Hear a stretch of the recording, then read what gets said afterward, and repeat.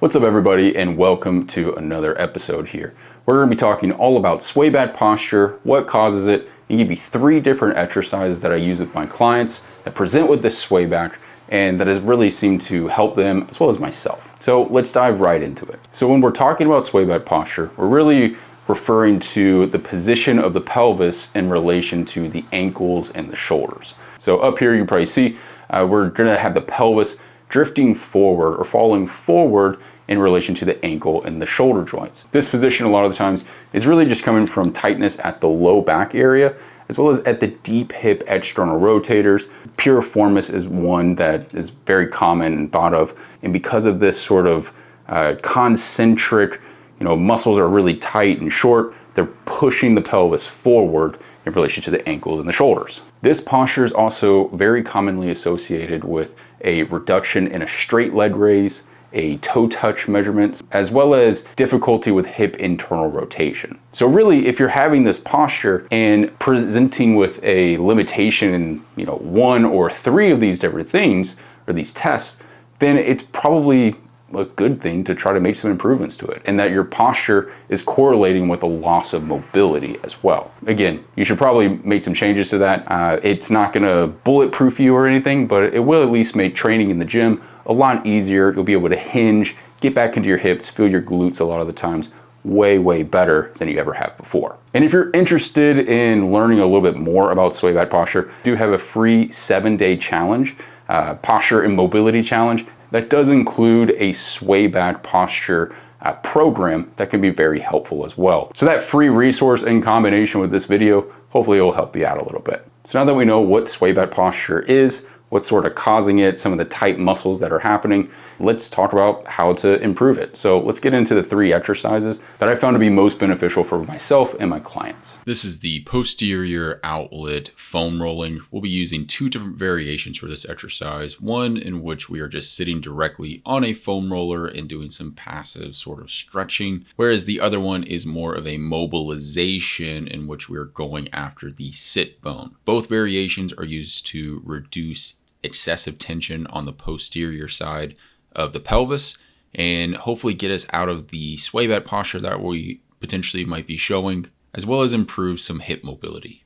So for the first more beginner version of this, you're simply going to sit directly on top of the foam roller. You want this to, for lack of better words, split your cheeks so that each cheek is on either side of the foam roller. Now this can be pretty intense, so if the foam roller is too rigid, you can simply add a towel over top of this and then work your way to just the regular foam roller. But once you're here, all you're gonna do is stay nice and upright, so make sure you're not overly posteriorly tilted or in too much of an anterior tilt, and then you're just going to reach your opposite hand to opposite foot. Nice and gently. You may feel a little bit of a hamstring stretch each time you do this. The last tip is you may not want to have your tailbone directly on the foam roller. So as you can see, I'm a little bit set back, so that way the foam roller is between the cheeks, but my tailbone is off the side just slightly. So once that has become a little bit easier and more comfortable overall, you can then graduate to the more difficult variation in which you're still splitting the cheeks in half, but now you're starting to work more laterally, where you're hooking on what is the sit bone and trying to pull that bone laterally away from the other side. So the side you're trying to mobilize and pull out to the side, that leg is straight, whereas the other side is more bent and helping to stabilize. Again, with this, you may want to have your tailbone off the foam roller just slightly versus sitting directly on it and trying to maintain that neutral pelvis. But there is no real right or wrong way to do this. It's more just trying to find that bone and pull it away from the other side. When these bones are really close together, that's what pushes us into swayback position and can limit some hip internal rotation measures. This is the inverted rock back exercise. We're going to use this to loosen up the hips and the posterior chain, as well as drive some pressure to open up the anterior chest wall. Should have a nice improvement on reducing low back tension, as well as getting you out of forward head and rounded shoulders. So setup can be a little bit tricky, as the height of the object you rest your knees and your shins on top of may vary depending on the size of yourself. So in this case, I'm using something that is a bit more rigid. You can use some pillows at home, but I would recommend maybe stacking some couch cushions. 1 to 2 should work perfect. Don't forget, you can also use some different yoga blocks, or really anything like a bench, just to get your bottom up higher than your head and your shoulders. So setup again is just getting your knees and your shins on top of whatever object you have. Your bottom is up higher than your head and your shoulders. Then you want to be able to get your elbows down to the ground. Notice my elbows are relatively stacked underneath my shoulders, maybe a little bit forward, and my palms are down. If you can't get here, then you can have your palms down to where your thumbs would be up in a more neutral position, and you can let your elbows flare outside of the shoulders just a little bit. And then over time, as you practice this, those elbows should become more stacked underneath you.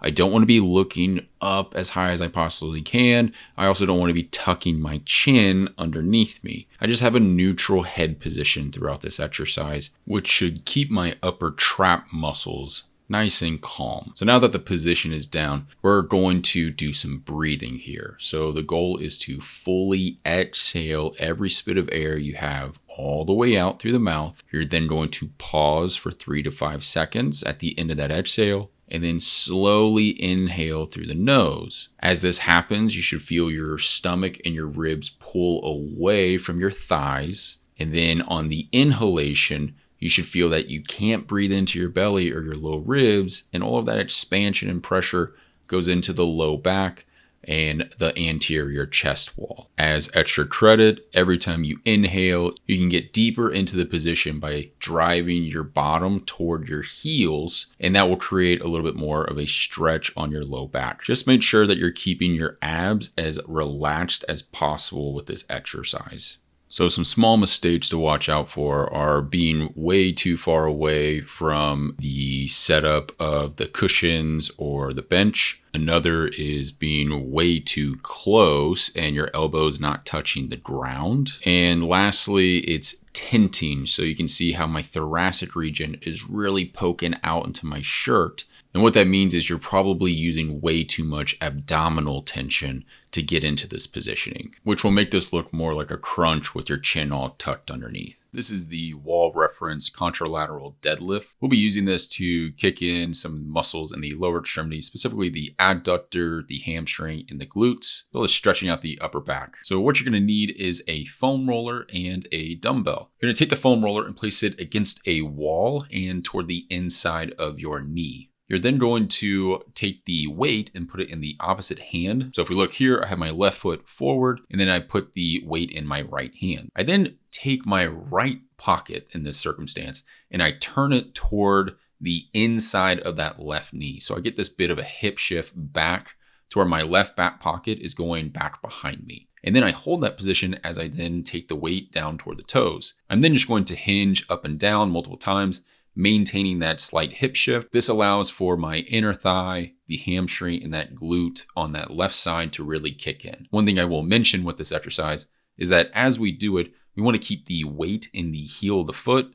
I will say the rule is that you should keep the knee in line with the ankle or at about the shoelaces. Secondly, the back foot, you want to have little to no pressure there. It's just acting as a support or like a kickstand, if you. The last tip I have for this exercise is notice I don't come all the way up into a lockout position. I'm really trying to work true hip extension with this exercise. So as I come up, I stop just shy. So that way my glute, hamstring, all that can do the job. If you are feeling your low back with this exercise versus your glute, hamstring, inner thigh, that means you're probably lifting with your back, and I would try to reset the stacked position. So grab a dumbbell and a foam roller, set this up, and get those glutes, hamstrings, and adductors working.